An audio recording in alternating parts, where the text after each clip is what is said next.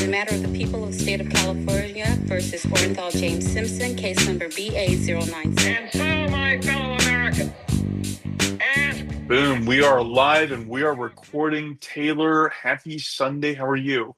Good. Good. I just had to open up a can of this is liquid death root beer. I think it's gonna be gross. I'm gonna try it live on air. I didn't know they did anything but water. Interesting. It's kind of gross. It's like watered down root beer. I mean, I'll be honest, I think root beer is kind of gross in You general. do? Do you? Which is weird because I think Dr. Pepper is good, but I think Dr. Pepper is literally just root beer with different, you know, Yeah. packaging. No, it's gross. I love a root beer float. I would have a root beer float for every meal. I just love them. I think they're so A&W. good. Yeah, I think they're so good. That was a go-to. What else? Oh, I'm printing these beautiful corners for another corner of my house. So like half the wall like has a beautiful lotus on it. I'll put this on dinner for That fun. is very yoga of you. Like you Isn't it don't even pretty? know how yogi you are, but that's very yoga. I know, I know. Well, it's a lotus, so yes. Yeah, so 3D printing, hanging out. It's the weekend. We went to our friend's pool yesterday. I think we're gonna go see He-Man later. Oh, that'll be good. That'll Yeah, be fun. yeah, That's exciting. yeah, yeah. How about you? How's your weekend? Uh, it was pretty good. It was pretty good. I have some travels coming up. I'm gonna be going to Houston next weekend, and so I wanted to spend this weekend getting life back in order. You know, during the week it's hard to kind of build the motivation to do stuff around the house, and so that was kind of the name of the game this weekend. Because otherwise, I'd have to kick it out for another 2, 3 weeks. So that was it. But the weather here has been phenomenal. It's been Oh, it's great. incredible. Like it's beautiful. I spent a lot of time cleaning the pool out in the back, pool slash the feeding tank for cows. Yeah. That's what I call my pool. So yeah, no, it was productive. That's good. My son Miles was home the other day. He was sick. And he goes, Mom, is it what you do all day? Just walk around the house picking stuff up? And I was like, yes, because I'm the only one in this house that goes from room to room and brings things to where they belong. If I'm in a room and there's dishes in it, I'm going to take them with me to the kitchen. If I'm in a room and there's toys in it, I'm going to bring it with me to your room. Like, I don't know why you don't understand this. Is Juan slacking? No, Juan does a great job, but like I do it all day long just because I'm just like picking up the kid stuff and it's like everywhere, Never ends, Never I'm ends. sure. Cool. Well, do you want to introduce us? Yes. Hello, welcome to Doomed to Fail. We bring you historical disasters and failures, and I am Taylor, joined by Fars. I have a disaster, of course, to tell you about it. It's a suggestion from Nadine, who is one of our listeners up in Canada, and I have two pop culture references that I think of when I think of this. And you might guess if we're the second one, but the first one is Thomas Lennon, the comedian. I thought he was Canadian until like an hour ago when I was writing this, but you know what I'm talking about? He's a guy from Reno 911 in the state. I can He's picture You can him. picture him. He's great. But He's the he one with the short shorts. yes, yeah, Okay. yeah. And like the boots, the new boot grooving. He's the best. Right. And but he does like this bit on I don't know what he was on a show, but he talks about this disaster and it's like a minute and 16 seconds where he's talking about it, but he's so excited. He starts like kind of hunch telling you the story and then within the minute he's sitting on the ground like yelling because it's so interesting and he's just, like it's so exciting. So if after this is over, Google that. But he's from Oak Park, Illinois, which actually ties back to our story in a way, and it's where my grandpa lived. So but anyway, so he does it. But then also, this disaster is the nickname of Rob Lowe's character in Super Troopers 2. Did you see the Super Troopers 2? I don't think I saw part two. It's I better think than the original. I wait. It's better than Super Troopers? Yes. Wow. Okay. You know what it is? Is because after I saw that camp one they did or the beach one they did, I was like, I'm gonna stop. Oh, I like that one. That I there didn't like it there that there there much. are worse ones than Cliff. What was Rob Lowe's name in that? His hockey um his hockey nickname was this disaster. It's the Halifax explosion. Ooh, okay. Got And it. he goes, Got it. he's like, I'm the Halifax explosion, but like not the bad one. It's just like really funny because you're like, that's a really insensitive nickname. But you know, we'll learn about it and I'll tell you more about it. And I But don't actually know about this one. nice. So yes, you caught me. I have a lot to tell you then. I read a book called The Great Halifax Explosion, a World War I story of treachery, tragedy, and extraordinary heroism by John U. Bacon, which is really good. And the Halifax explosion is the third biggest man-made explosion in human history.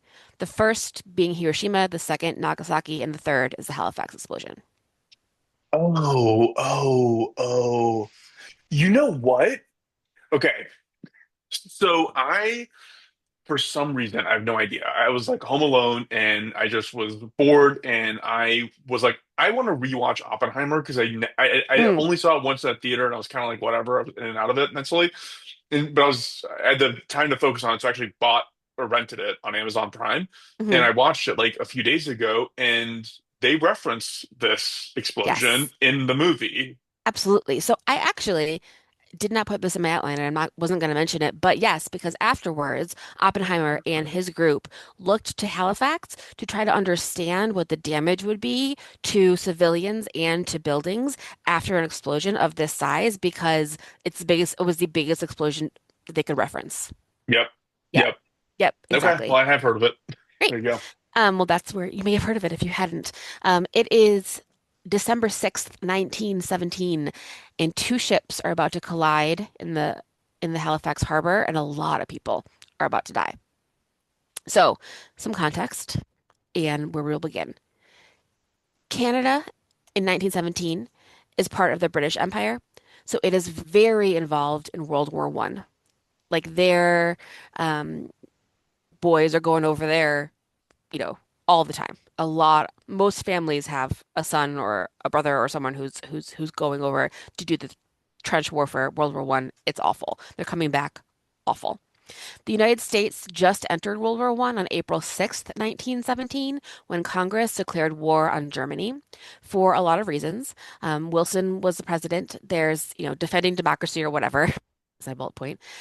Another thing is the Zimmerman telegram, which I had not heard of, which was a telegram that the Germans sent to Mexico to say, if you fight with us against the United States, we will give you back Texas, New Mexico, and Arizona.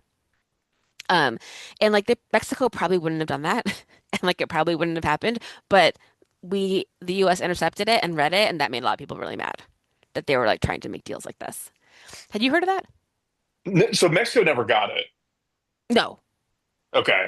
no. They wouldn't have done it. What I on don't think they would earth? anyway. What on Yeah, earth is the commonality there? At least there's a border that's being shared. Like there's yeah, no commonality between those cultures. yeah. So there's that. And then obviously it's obviously about money because that's what war is about. And German U-boats are just destroying everything that's sailing from the US to Europe, whether it's a passenger boat like the Lusitania, whether it's like cargo ships, like we need the United States needs to make sure that their shit can get to Europe for trade. The next day, the day after the Halifax explosion, just coincidentally, the United States is going to officially declare war on Austria-Hungary. So it's about to get big. Canada and the United States have been at odds forever. So I feel like we've lived in a state of like relative peace between our two countries until recently, which I'm not even going to talk about, but you know what I mean. But before the world wars, there was like a lot of animosity between Canada and the United States. Obviously, like there's the Revolutionary War. Canada's still a part of the United Kingdom.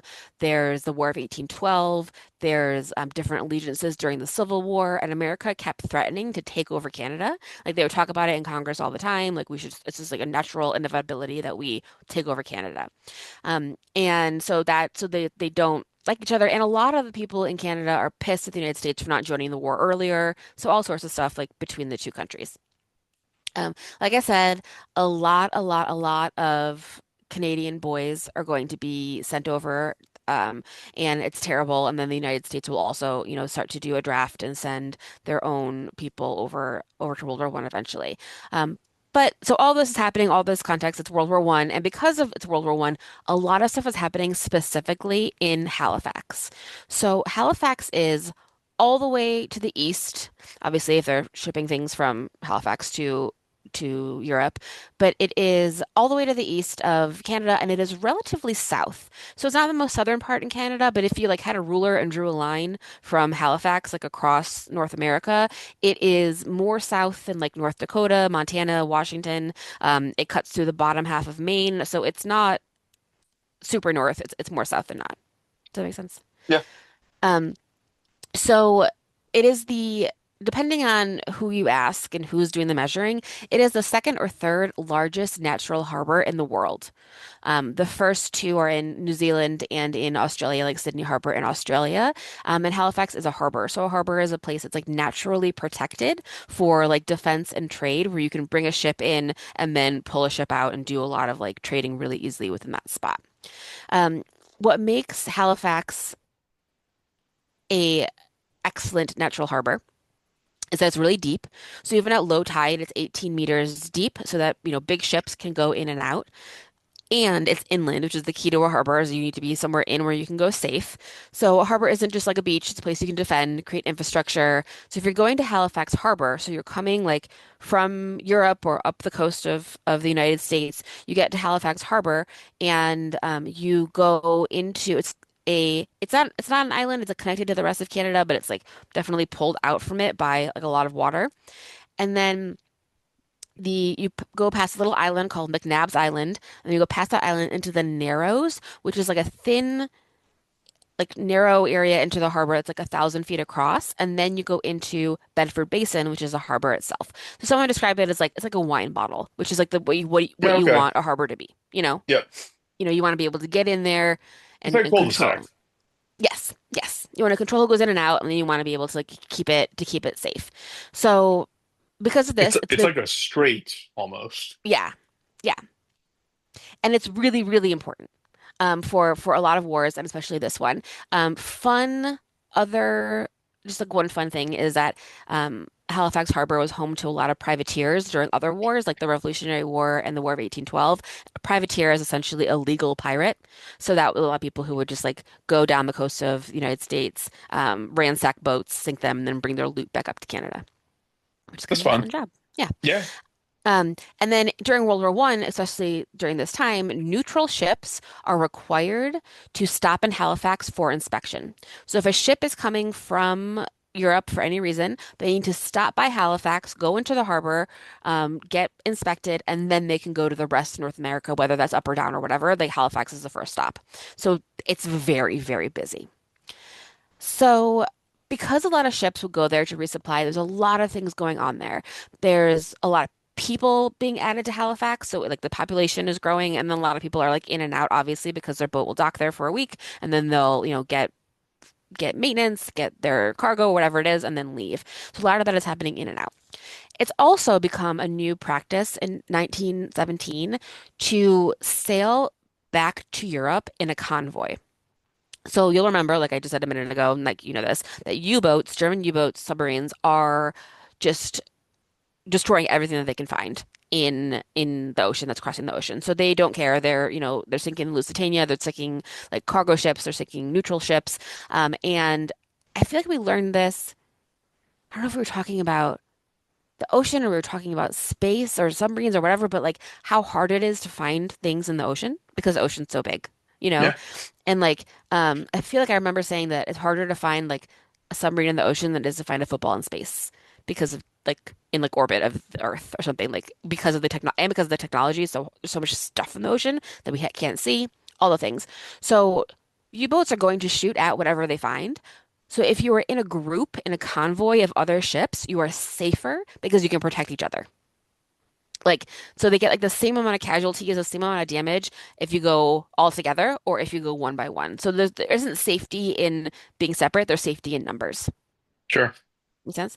So so people are getting together in Halifax, convoying together to Europe. So a lot of people are sitting in the harbor waiting for their convoy, and you have to have like similar speed, similar like size to make the convoy safe as well, which will Right. come up later.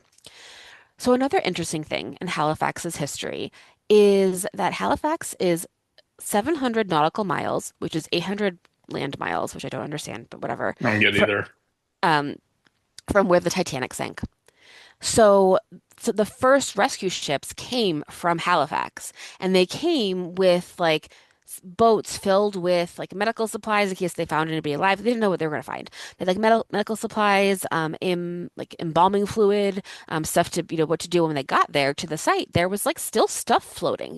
There's like tables and people like like in the Titanic movie, but it's still Right. like that when they get there. And so they pulled a lot of the bodies into their ships to bring them back to Halifax. And they would, I don't know how they know this, but I guess somehow you would know like what class first people were in. So like third and second class people, they brought weights just to weigh them down and sea bury them. And then first class people, they would bring them onto the boat, embalm them, and bring them back to be identified and buried. Um, so That's really grotesque. I know. I know. I'm going to talk about this later, but this is actually, there's a man who I'll mention at the end who was the first person to develop a way to catalog bodies, which was like the toe tag, things like that, and like writing down everything the person was wearing and like doing all these things to help identify bodies later. And that comes from the Titanic bodies that they picked up and brought back to Halifax. They 150 bodies from the Titanic are buried in Halifax's Fairview Lawn Cemetery. Some of like the very richer people were sent back to their families, but most people were buried there. And there's a maritime museum that has a lot of the stuff that they pulled out of the water. It has like a full deck chair, like just stuff that they were able to pull out of the water wall before it actually sank. So that had just happened. That was a couple years ago when we were in 1917. But now it's December 1917. And I recommend reading the book that I mentioned, and I'll put it in the thing because there's a lot of good stories about like individual people and families and what they lost and all those things. So there's a lot of like individual stories, but people are living their lives in Halifax. It's growing, like I said. There's one school that teaches all grades. There are many churches. One church recently paid off their mortgage, and they had a celebration the weekend before this. There are native tribes that live in the area, specifically the Mi'kmaq people. They have lived in the area for 13,000 years.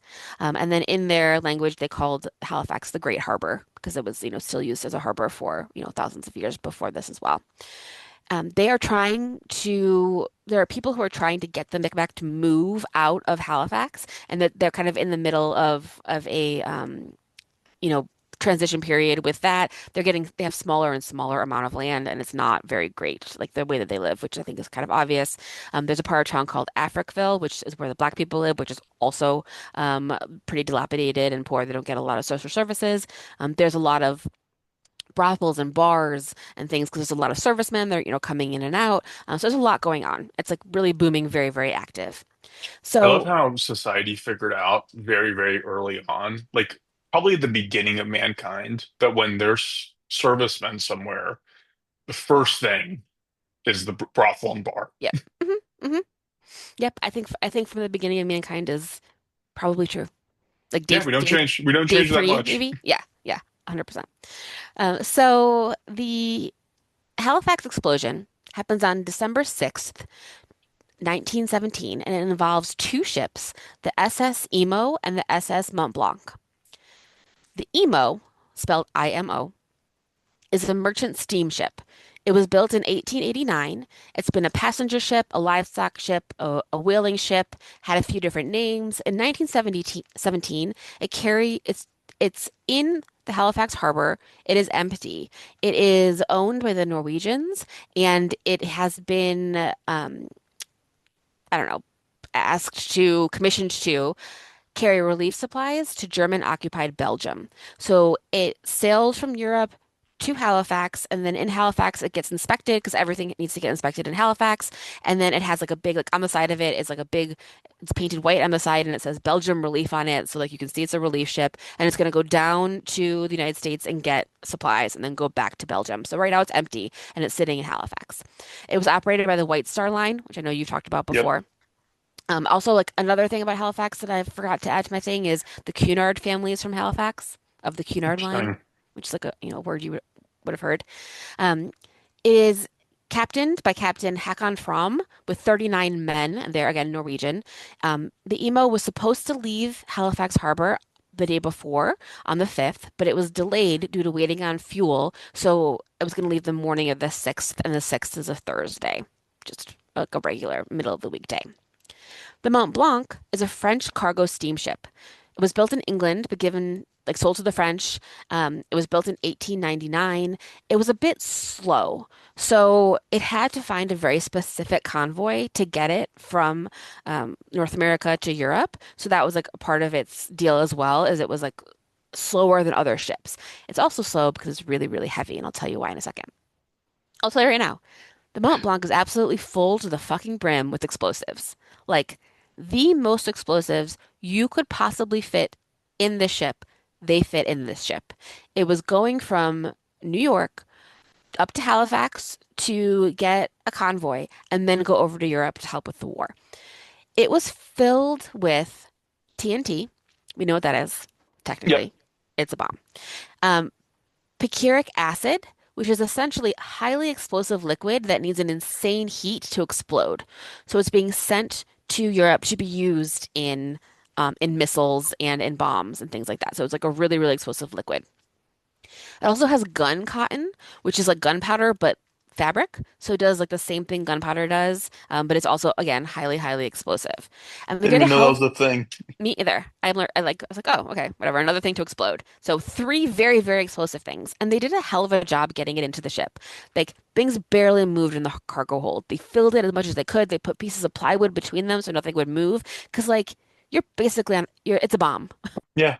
It's like the biggest bomb you can imagine. So they, And you're being hunted yeah, by submarines. yeah.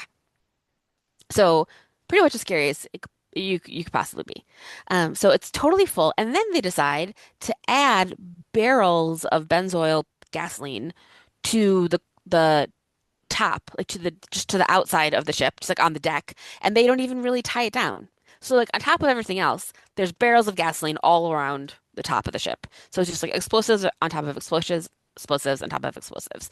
Um, and the captain, his name is Emile Lemedic. He hadn't done this before, like hadn't ever had anything this dangerous before on his ship, so he's very nervous, and the crew is very, very nervous. So one of the most harrowing parts of their journey actually starts in New York City because they leave New York City and they on December 1st and they end up in Halifax on December 5th to join the convoy. But when they're doing that, they're not protected by the convoy and they have to stay like really close to the land, but it's also more like waves and more rocky the closer to the land they get. So they're just like, please don't explode before you get to a convoy, basically, like crossing their fingers. And they're excited when they get to Halifax. Yeah, because the U-boats, I presume, were not operating like off the U.S. or Canadian coast. I think they were closer than I think that they could have been, but yes, I think that you're right. Like, there's definitely like they were safer closer to land, but they weren't like super safe. Yeah. You know what I mean? So they head up to Halifax, and then some other just like notes about what's happening in Halifax right now. Ships with dangerous cargo are traditionally supposed to have a red flag on them. Just to be like, hey, take extra care around this ship. Don't do anything crazy. They had removed that rule like a couple months before this. And I think it's because they were just overwhelmed. There's just like so many ships coming in and out, and some of the rules that they had, like they were more lax about them than others. Like in one case, there's like, the guy that's like working on the island who's bringing people in and out, he's like 15. Like it's not like, they just have all hands on deck, but they're getting lax in the rules. And they like the emo, they were supposed to leave on the 5th and they didn't. And then like the person who was supposed to tell everybody that this extra ship was in the harbor, like didn't tell anybody because he was just busy. So like there's a lot of like miscommunication and stuff that people don't know. But the Mont Blanc gets up to Halifax and they are outside that for a night, and that's like actually the most dangerous part is to be outside of Halifax. So once they're in the harbor, there's actually also, and I guess maybe they were really worried about it because there are like big steel nets that go from like top to the bottom of the harbor to stop U-boats from coming in.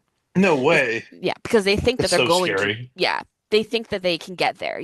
So having the Mont Blanc outside of those nets feels more dangerous than having it inside the harbor because inside the harbor there's no risk of the U-boat shooting it, Yeah, I didn't know that was a thing. you know? This is an educational one, Taylor. Yeah, I know. So maybe that answers that question. Like they were really, really worried about it being really close, really close.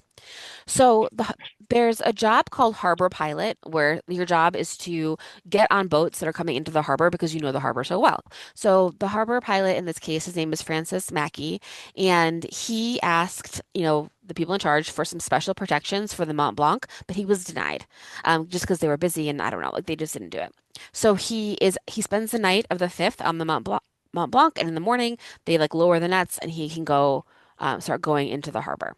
It's the morning now, December 6th, 1917, and people are going to work. They're sitting at their homes. The way it also works is like a lot of the homes are up on a hill and you can see the harbor. And some of these homes that are like brand new have like brand new, beautiful bay windows where you would like sit in your kitchen and like drink your coffee and you would look at the harbor. And there's like kids who like love doing it and they count the boats and they have binoculars and like all these things. So you can really see like what's going on there. So it's 7:30 a.m. and the Mont Blanc is headed in and the Emo is headed out. They're going very, very slow. They're going like 6 miles per hour, like as slow as you can possibly go. But the Emo is on the wrong side of the harbor. You're supposed to travel like we do in America, like drive on the right side of the road when you were going forward. At this time, actually, Canada drove on the left side of the road, like the UK, and they changed it like pretty late, like in like the late 19 somethings. But the way that it works going into the through the Narrows, like into the harbor, you're supposed to be on the right side of the road. Um, Another thing that I learned that feels very overly complicated, but I feel like is helpful to know. Starboard, there's two sides of a ship. There's starboard and port. Starboard means right because in the word starboard there are two R's. Like that's Oh, the trick to remember it. And the word port, there's one R. So that's how you remember. I still have to visualize the bed. When you do left and right? No, I still have to. Sometimes I have to think about it when I'm in yoga, and they're like, Yeah, kick your left leg, and you're like just drenched in sweat, and you're tired, and you're like mentally exhausted. Like, which one's the left one? Okay, yeah, that's right. It's that you're one. so funny. I never heard anyone call it a bed before. I just did like left and right. Yeah, our teacher was like, just make a bed with your hands, and that tells you which one's left and which one's right. And I was like, I'm gonna use this until I'm 42 years old. You are. That's adorable. So anyway, they're supposed to be on the starboard side, which you know now means right because it has two R's in it. And the emo was anxious to leave. They had been, and so they fueled up on the wrong side of the harbor. So they were like in the way to be on the left side of the path. But they got fueled up and they started to head out and they're kind of going fast and they're passing other ships and like kind of being a dick about it in the harbor. And Mackie, the pilot, sees the emo coming fast on the wrong side of the thing and they do slow down, but they see him on the wrong side and Mackie does one whistle blast, which means get out of my way. And the emo does two back that says, no, fuck you, I'm not moving. And then he does it again. And he does two back again, and they're like, no, we're not moving. So the emo will not move from their path for whatever reason. They're not going anywhere. They want the other ship to move. And they don't know what's on the Mont Blanc, but still, you shouldn't want to hit another ship. You know, you Right. should still be careful. Like whatever it is, like you can still cause a fire and like people can still die. But they're coming in and they're on the wrong side and they're not moving. So the Mont Blanc turns off its thrusters and totally stops and like tries to slow down as much as possible. The emo finally gives three blasts, which means like I'll finally move, and they do a turn, but because they're empty, which they haven't not used to being empty, they're more buoyant and they're like higher above the water. And the way that they turn, the front of the emo slices through the front of the Mont Blanc. And what they do is they've opened up like part of the deck that has like the benzoyl in barrels, plus opening up to the cargo hold that has the rest of the stuff inside of it. And when the emo backs up, when they're pulling their ship out of the Mont Blanc, sparks start flying and then it's on fire. Like immediately, Yeah, you know? feels very predictable. Yeah. So it's 8:45 a.m. and it's no explosion. It's just on fire. And the Mont Blanc cannot put out the fire because it cannot reach the fire extinguishers or the like fire hose that goes into the water because that's all on the front of the ship and the front of the ship is on fire. So the people on the Mont Blanc are like, what do? There's nothing we can do. And now everyone from Halifax is watching. They're watching from their houses. They're getting closer. They're like, what's going on? There's a fire in the harbor. So they're coming in. The boat's on fire. And again, not a lot of people know what is on the Mont Blanc, but you know who do know is Mackie, who is the harbor pilot, and everyone on the Mont Blanc. They know what's on there. And so they fucking run. They run into their lifeboats. They jump on lifeboats. They get on the lifeboats. They paddle like maniacs to shore. They do yell. There's about to be an explosion, but no one can hear them because there's just fire raging and everyone's panicking. And then also there's French, so they're yelling in French. And they take their boats to the end of the to like the shore. They run up a hill and they hide in the woods, which is like not a good sign. The people who are on the boat that you just hit, every single person leaves and like runs away. On their way up, they ran through the Mi'kmaq village and they saw there's a story, I don't know how true it is, but they saw a woman with her baby and they couldn't communicate with her because of language barriers. So one of the sailors from the Mont Blanc takes the baby from her and starts running up the hill. So she chases after him, and those are the only two people that they saved. Like I mean, basically that's a good move. to save the baby or to run No, away. if you're trying to save someone but they can't understand you, Yeah. you steal what's most valuable to them and then hope they Yeah. just come after you. Yeah. Yeah. It is a good move. And they did save that lady and her baby. But they didn't tell anybody else. They still haven't told anybody. Like no one's been like a there's no alarm bell that's like, this is not a regular ship. This is a ship that has, 3,000 pounds of the most dangerous stuff you can think of on it. They don't know that yet. So meanwhile, the Mont Blanc is now a ghost ship. It is empty. There is no people on it. It is drifting into the harbor and it is going to explode, you know? And again, no one knows that this explosion is going to be worse than they could ever have imagined because it's just a boat on fire. So people are coming down to look at it, coming down to help. There's fireboats coming in to try to get it off, all the things. But at 9:04:35, so 35 4 minutes 35 seconds a.m., the Mont Blanc explodes. Instantly, 1,600 people die from the explosion. Yeah. So they die from the blast and the debris. The blast created a sound wave, just like a blast wave had temperatures up to 5,000 degrees Celsius in it and was blasting out from the epicenter at 1,000 meters per second. So you just were there 1 second, the next second you weren't. Like that's it. Like it happened so fast. That's like Immediately, vaporizing. it That's like, vaporized. Yes. which makes you wonder if they knew about this, 'cause they referenced an Oppenheimer movie, just like make more of these things. Well, I mean, yeah, they were like, I mean, yeah, rather than drop a bomb, have a bomb boat. Yeah. I don't know. Yeah. Yeah. Get a boat, fill it with this, then drop it from another vessel. I don't know how it works. Well, yes, because it did create. Okay, so immediately it destroys 400 acres, which is like 1.6 square kilometers, 0.63 square miles. All but one of the people on the emo died. So people on the emo, most of them are dead. All but one of the people on the Mont Blanc survived. And the guy who died from the Mont Blanc died because a tree fell on him because they were hiding in the woods when the sound wave came in and went through for everyone. It created a mushroom cloud, which no one had ever seen before, full of debris. And like not just regular debris, but like really fucking hot debris from like buildings and factories and other ships and The things that metal of the ship itself that is now molten lava. uh-huh, uh-huh, exploded into the air. People went blind immediately who were looking at it. Like if you were outside and had your eyes open and looking at it, you went blind, whether permanently or not. Like you went blind. There's actually going to be a lot of advancements in eye surgery after this, and there's more to that than that. Um, I guess a lot of people lost their eyes because they're looking out the window. So imagine looking out your window and your window explodes, Yeah. and like you have no warning, like you don't know, like it just explodes towards you. So there's so many people who for like years are like now they're all dead, but like, you would see people walking around Halifax with like terrible facial injuries, like people had glass in their head for weeks. Like everything was a mess.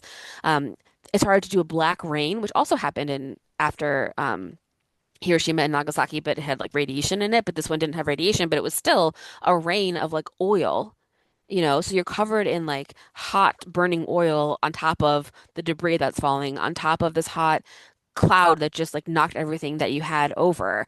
And then guess what else happened? Alligators showed up. A tsunami Jeez, yeah. because of this blast. So they said that you could see the bottom of the harbor for a second. That's how big the blast was. And then it pushed the water 18 meters above the water line and pushed water everywhere too. So your house has just, your glass exploded in your face. Your house has just been knocked off its foundation. And now there's a whole 18-meter wave of water coming towards you that the people who lived woke up like blocks away from their house, you know? So crazy. And like you're a lot of people are naked. Like your clothes get knocked off, like more than you think that they would, and it's cold. It's December. So all this stuff is happening at the same time. People are obviously separated from their families. They're bleeding. They're full of glass. Their family is missing. There are people who were on other ships when the Mont Blanc exploded who survived, like the only people who survived in their whole ship. And they remember waking up on a sinking ship in the dark on top of a bunch of bodies because everybody in the ship had died and the electricity was out and they had to like crawl their way out and find their way out. And there's probably tons of people who woke up like that and then just drowned, and never told their story of being trapped in a boat with a bunch of bodies in the dark after this explosion happened. There are a lot of orphans, which is so sad. So a lot of children who's just both their parents died, and it's like a baby. You have to figure out whose baby it is, and people like think it's their baby because, but they don't know because the babies are covered in grime and they can't tell. A week after the explosion, they found an 18-month-old girl in a stove that had protected her, and she lived, but her parents were gone. So like stuff like that, just so awful. And then on top of everything else, there are fires because it's cold. So everybody had their heat on. Everybody's cooking breakfast. So everyone's gas stove was on, and your like wood burning stove was on, and like all these things. So now it's a fire, just like what happened in San Francisco, like post earthquake. Now there's a fire. So entire neighborhoods are just going to be burned to the ground. There are several stories that are so sad about like there's one where a dad got one of his kids out of the house, but the house was burning and he couldn't go back in to save the rest of his kids and his wife. And he was comforted by the fact that he couldn't hear them screaming, so he assumed that they'd already died. You know? Jeez.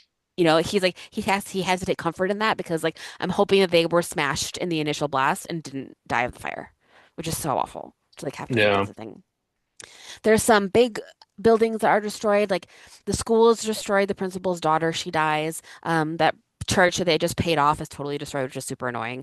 The Acadia Sugar Refinery lost most of their workers because it was like a big concrete building that collapsed in on itself. The Nova Scotia cotton mill was a mile away and it was destroyed by fire as the floors collapsed after the like reverberation. Part of the anchor of the Mont Blanc was that weighed 1,140 pounds was found 2.35 miles away, That's insane. you know? And it was felt hundreds of miles away, obviously. Like you could just, it was almost a nuclear blast. Like it was felt so far away. So immediately, of course, people start helping, carrying injured people up higher to the hills, looking for survivors, trying to get people together. One man who's mentioned in everything who is a hero, his name was Patrick Vincent Coleman. He went by Vince. He was 45. He worked in the train yards, and he knew that a train was coming with like passengers on it, and it was set to be there at 8:55. So the ship's already been on fire for 40 for like 10 minutes. He knows it's going to explode by now. Instead of leaving like everybody else, he sent a message along the line in Morse code that said, "Hold up train, ammunition ship afire in harbor making for Pier 6 and will explode. Guess this will be my last message. Goodbye, boys." And he saved the train. The train stopped 6 miles away. He died. His wife and his four children survived. He's memorialized a ton in the Yeah, of area. course. So now the news is getting out, albeit slowly, because it's so like a lot of houses didn't have phones. A lot of people like were telegraphed. Like the Western Union in Halifax, people worked 24-hour shifts for the first week, because you're trying to get news out, get help, tell people where people are. A lot of the people will find their loved ones because of newspaper reporters, because the reporters would go to the hospital, list everybody they could find, put it in the paper. So they'd be like, okay, Farsal Cassandра's at this hospital, so we could go find you, because we couldn't find you any other way. So Yeah. things like that are happening. Um, the the good news is that a lot of people are trained for war, and like this made me think of like I should get trained in like some basic first aid. I know like enough to like clean like a child scraped knee, but I should know how to clean a burn, and things like that. So like that's stuff that people knew how to do, which was good. There's a lot of stories of people who like become doctors and nurses because of this, or people who are like in medical school and they're like, "Do you know how to do this?" And they're like, "Yep," even though they didn't hadn't learned it yet, but they do it anyway, just because they need to help people. Um, there is a lot of like fear that it was the Germans, which is obviously what you would think immediately, So people are worried that they're like being like attacked and that war is coming. But then the word does get out that like it wasn't the Germans, it was like something else. So people kind of can take a step back and organize themselves because they don't have this like immediate fear that it's going to happen again. So they have that at least. Help across Canada comes via rail and ship. The Halifax Relief Commission, which was formed by like the mayor, who was like a it was like his like second day as mayor or something. Like he was like pretty brand new. Was formed by noon, trying to help organize relief because a lot of it had to be done like immediately, especially like with like the bodies and getting people warm and all those things. Um, I mentioned this before when I talked about the Titanic, but John Henry Barnstead is the person who pioneered that way of identifying bodies, like the toe tag, like, writing down all the information, like, oh, I found this person wearing this outfit, they had glasses, like they did this, or like whatever it is. Um, and then putting people into individual body bags just for like sanitary reasons and like keeping them separate. And his son, Arthur, was there during the Halifax explosion and was the one who helped with the bodies during that. The Halifax Relief Commission would exist until 1976. It created a lot of memorials and gave out pensions and insurance money and made sure that people got what they needed after it was done. Like I said, huge advancements from eye surgery would come from this. So a lot of people like lost an eye and lost it. A lot of people had to have like damaged eyes removed. So they did 249 surgeries to remove one eye and 16 to remove both eyes Yeah. from survivors. There's a story of a girl helping in the hospital and she found a bucket full of eyes, Ugh. which just seems terrible. A lot of cities obviously immediately gave money and relief. People started coming in via train. The trains were moving pretty quickly to get people in. Boston actually gave a ton of money. They had been one of the only cities in North America that already had a committee in case of a disaster. So they were already ready to be bombed by the Germans or, whatever. So they telegraphed to Halifax that we heard something happened by like 10 a.m. We heard something happened. Can we help? They didn't hear back, so they just went. They sent a train with like doctors and food and clothes like immediately to help. They were there by the 8th to relieve all the doctors in Halifax. The doctors in Halifax have been working nonstop and like they didn't know where their families were either. And they were injured too, like all the things. Since 1971, Halifax supplies Boston with their Christmas tree as a thank you. It's very Oh, cute. I know. Another thing that happened that made it harder was a blizzard dropped 16 inches of snow the next day. most nightmare. Like this has to be the most nightmare story you've ever told. I Like know. you're drowning on top of other dead bodies. There's buckets of eyeballs. Like it's There's just a a fire, there's blizzard snow, your hits house after a is fire and then a crushed. tsunami. What else? Let's I keep know. going. I know. Um, so the exact number of people who died is unknown. But the Halifax Explosion Remembrance Book, which is the official database, identifies 1,782 people that died directly from this, like immediately. Again, 1,600 people died almost immediately vaporized, like or smashed or whatever, or drowned like, right afterwards in the tsunami. The last body was found at the exhibition grounds, just like a part of town in 1919. They found like his bones. Um, the an additional 9,000 people were injured. 1,630 homes were destroyed. 12,000 homes were damaged. 6,000 people were left homeless. 25,000 people were left with insufficient shelter. So they had a house, but they didn't have four walls. You know, um, the industrial sector was gone. Many of the workers and dockyard workers were like obviously people that were immediately killed. A lot of people never found their families. Like there's kids who was the only one left out of five kids and parents. Like a 13-year-old was the only one left in their whole entire family. A lot of children were sent to live with extended families. People from all over North America like offered to take in orphans. The Micmac settlement was destroyed, totally destroyed. 16 deaths were reported, but there were probably more. It was in a different part of town, so it was like less affected immediately, but their settlement was destroyed. Africville was also destroyed because a lot of their homes were like built a lot more poorly than the other homes in like the more affluent parts of town. There was no police protection there because the rest of Halifax, there wasn't any looting or like, there wasn't a lot of like hurting other people. But, the police were like, out immediately and people were like looking out for each other. But in Africville, they weren't given that protection.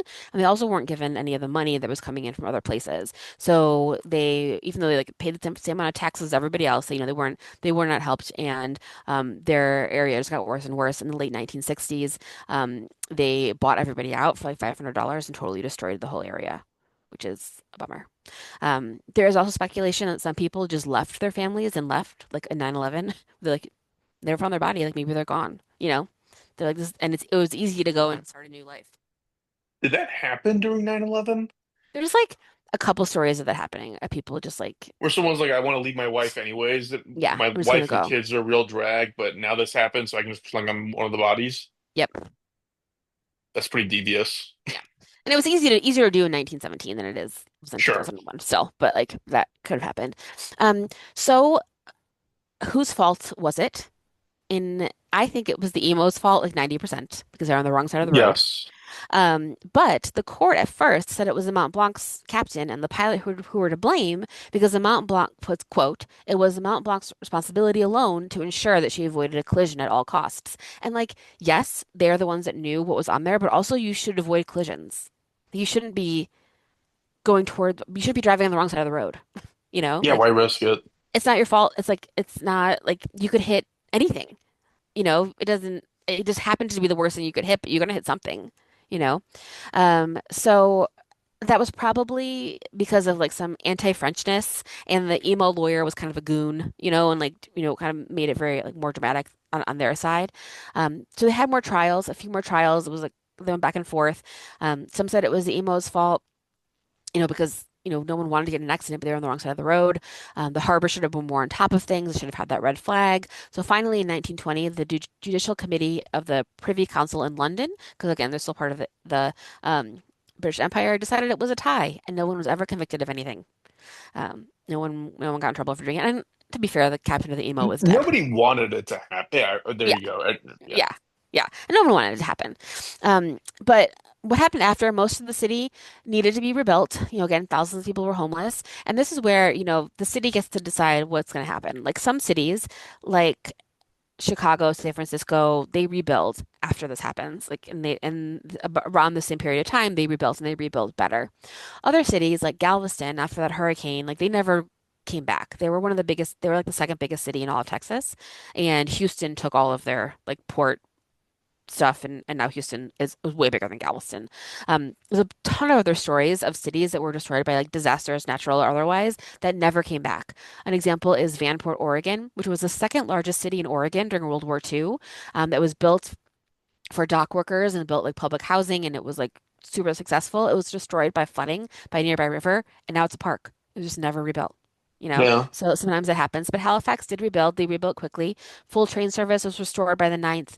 They built new homes with better materials pretty quickly as well. So there's a lot of like really beautiful like homes that were built directly after this that you can still see today, like on the side of the Halifax Harbor, that are still there. The actual like site where it happened was where they had like a big memorial and like a museum. They actually tore that down and put like a big factory there. So, which was like kind of a bummer. They did that like later. And Yeah. so it actually had brought in a lot of tourism for people to like see this space and see this stuff. And now people tend to forget that it ever happened, Well, or like unless not they teach listen to it this show. unless you listen to the show and learn all about it. And that's it. That's the Halifax explosion. I was looking at pictures of Halifax Harbor when you were talking, and I will Hmm. say it's a very pretty area. When I think of a harbor, like a major industrial harbor, I think of Long Beach, which is like the most revolting possible place on earth. Yes. This is not that. Hmm. Hmm. No, I know it looks very, very pretty. And it's like, not as cold as the rest of Canada. So it has like, decent weather, and yeah, it looks beautiful. Um, I'll tell you a fun side story. So around this time, as part of this whole effort with the US's involvement of sending materials over to this is why it's relevant because in World War II, the US sent a lot of materials to the Allies uh-huh. in their fight. Or World War I and World War II, but we're talking about World War One time periods here. What 99% Invisible did an episode that talked about how Herbert Hoover, before he was president, he ran this like department, and he looked around and said, "There's no standardization in the United States amongst anybody." Uh-huh. So the simplest way to explain it is like this a screw thread, right? Like if you Yeah. look at a screw thread, if the angle is different, then it only works with a specific nut or bolt, right? Hmm. Hmm. But that's a problem when you're trying to industrialize the entire country because then only one manufacturer can only produce that thing. Then you got to transport it, increases cost, all that stuff. So Herbert Hoover undertook this effort to standardize everything in the United States. And as a byproduct of that, when this event happened and we were shipping Jeeps and all kinds of different things to Europe to use, Hmm. they were like, we can't do any of this because we never standardized anything. And so as a Hmm. result of that, the US standardization process became the default of the entire world. And it was funny because they brought up in the context like, why does the US feel like it can push its weight around? It's like, because it can't, because it literally invented all these standardizations that Hmm. like you can't build a house in Germany without the standardizations that were issued and mandated by the United States, which is kind of interesting. That's So interesting. I wonder why though, like things like our hugs are so different. that they did say that like Did the they talk about one that? thing they said that the Europeans tried to get the US on the metric system, like screw you, we're not doing Yeah, that. yeah, So yeah. I think I there's remember some deviations there. my mom was a home ec teacher in like the late 1970s, and she had like I think she has a cookbook in metric because like they were like we're gonna change, and she was like, well, shit, my job's gonna get harder, so she like bought a book and like was studying it, and they were like, we're not doing it, forget it, Yeah. you know? Yeah. Well, that was really interesting. That has to go down as your goriest possible story. I mean, just so many bad things happening one after another. Like you don't expect a tsunami in December in Canada.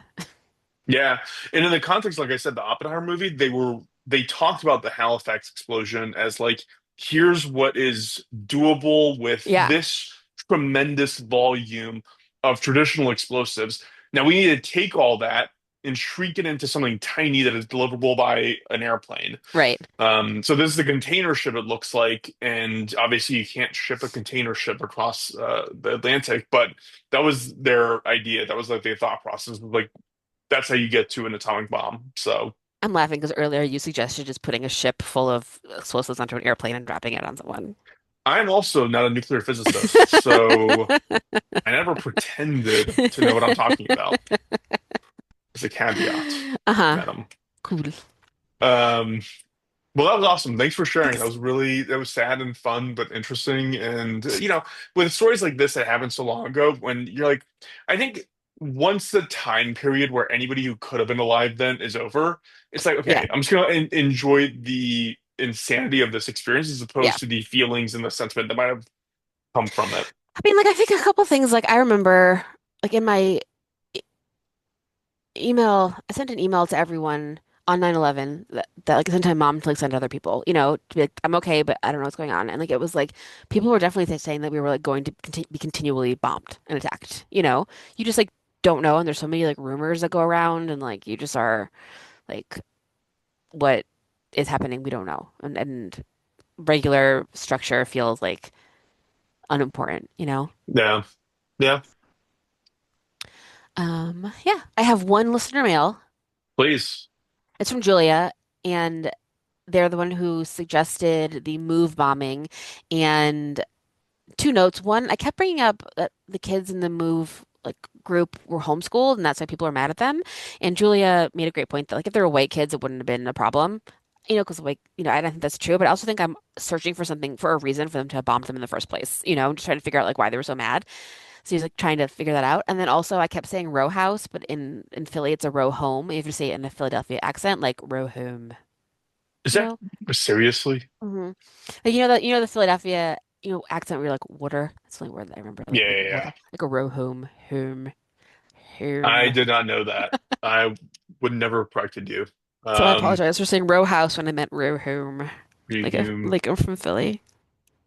Well, thank you, Julia, for writing in. Please, everybody else who listens and enjoys or doesn't enjoy, if you want to write us hate mail, that is totally acceptable as well. I mean, you can. I just like I don't love it, but like you can. Just do it. Just do it. It'll be fun. Get off And your then chest. can Instead you of taking just your anger DM out it to on your Fars kids, directly? instead of taking your anger out on your family, put it in an email, fire it over to doomtofellpod@gmail.com, and put it on us. I don't know. I don't love that. That's a suggestion, not a demand. Or Yep. the kinder version that Taylor suggested, which is if you just want to reach out, also use doomtofelpod@gmail.com to reach out. Thank you. Thank you. Thank you. Cool. Um, Thanks. Anything else, Taylor? That's it. Sweet. We'll go ahead and cut it off there. Thank you very much.